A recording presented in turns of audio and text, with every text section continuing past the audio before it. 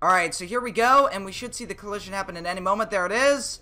And yeah, pretty bad.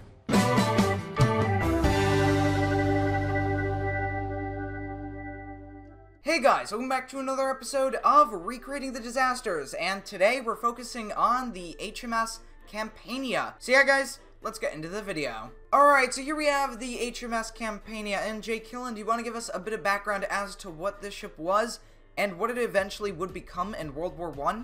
Yeah, so the RMS Campania was a British ocean liner owned by the Cunard Line. She was built by Fairfield Shipbuilding and Engineering Company of Govan, Scotland, and was launched on September 8, 1892. Campania was the largest and fastest passenger liner afloat when she entered service in 1893, crossing the Atlantic in less than 6 days. On her second voyage in 1893, she won the Blue Ribbon, previously held by the Inman liner SS City of Paris. On July 21, 1900, she sank the British bark Embleton in a collision 30 miles northeast of the Tuskar Light in the Irish Channel. The Campania became the second ship to receive a Marconi wireless system, with the first being her sister ship, the RMS Lucania. The two ships made history by exchanging the first wireless transmitted ice bulletins. Campania and Lucania served as Cunard's major passenger liners for 14 years. With the appearance of a third Cunard giant in 1914, which was the RMS Aquitania, the RMS Campania was no longer required. Her last planned voyage for Cunard was her 250th and was commenced on April 25, 1914. World War I broke out, and the Aquitania, having completed only 3 voyages, was immediately requisitioned by the Navy and converted into a fully armed merchant cruiser. Campania was therefore recalled to take her place, but she was too old and managed only 3 voyages before being sold for scrap. Her last voyage as a passenger liner was on September 26, 1914.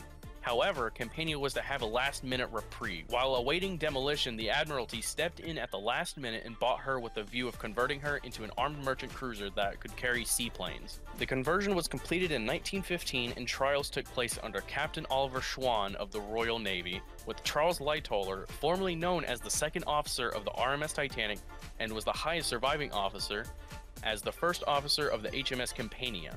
2 weeks later, she joined the fleet at Scapa Flow as the HMS Campania and subsequently began maneuvers in the North Sea. Her job was to send airplanes ahead to scout for the German fleet.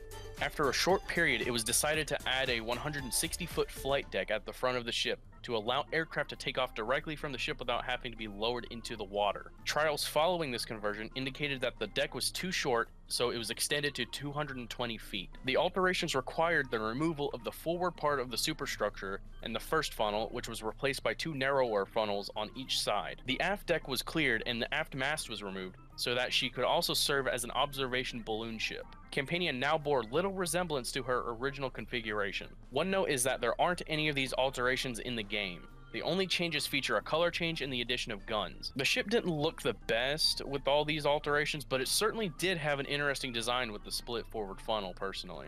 Yeah, I definitely have to agree with you on that one. The ship definitely had an interesting design after those modifications. So let's go ahead and hop into the ship options and change it up a little bit. So number one thing I'm going to do is, well, remove the forward funnel and also the masts. So now the ship sort of looks a little more accurate. Alright, so I'm going to raise anchor and start moving towards, well, actually, where are we going, Jay Killen?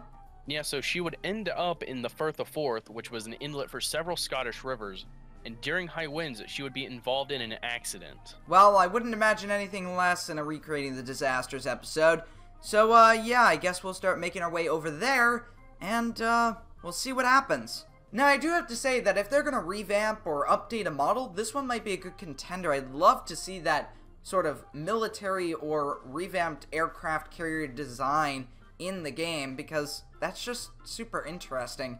And, when I first saw a photo of it, I was like, what happened? What went wrong? But yeah, I guess it worked. I mean, you could see that there was a nice landing strip there, and it was a good way to repurpose a vessel that was going to be scrapped anyways. So, yeah. Alright, so at this point, I'm reaching our destination, our final destination, and not the movie, folks. We are reaching the area of where the Campania would eventually sink. And we've got some high winds as well, so that is a little bit worrying. How are we doing on this relatively cold morning? Guns. I've just noticed there is a giant spinning turkey over there. I can assure you that did not happen in real life. when the ship sank. Anyways, now that we're here, what happened next, Jake Killen? Because I know that it was actually pretty disastrous, at least for the HMS Campania. Yeah, as mentioned, she was involved in an accident in the Firth of Forth during high winds. The Campania dragged her anchor in a sudden squall, and at 3:45 she struck the bow of the battleship Royal Oak, and then dragged along the side of the battlecruiser Glorious. Alright, so here we go, and we should see the collision happen in any moment. There it is. And yeah, pretty bad. And now the ship is beginning to sink. So what's happening now? Yeah, so she began to sink stern first. A few hours later, an explosion, which is presumed to be a boiler, sent her to the bottom. So that's really interesting. She did take quite a while to sink. And there's actually a lot of photos of this happening. I'll just toss up a couple on screen, but they are very impressive to see. You don't get to see that all the time, so it is interesting. People actually took photos of that, and we just saw that explosion right at the stern there as well. Here we have a cinematic view as she goes to the bottom. She's going vertical, and there she goes. She is gone.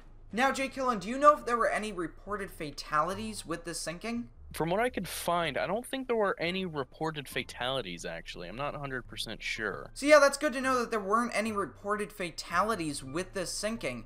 But the wreck wouldn't remain so peaceful and quiet like you would imagine.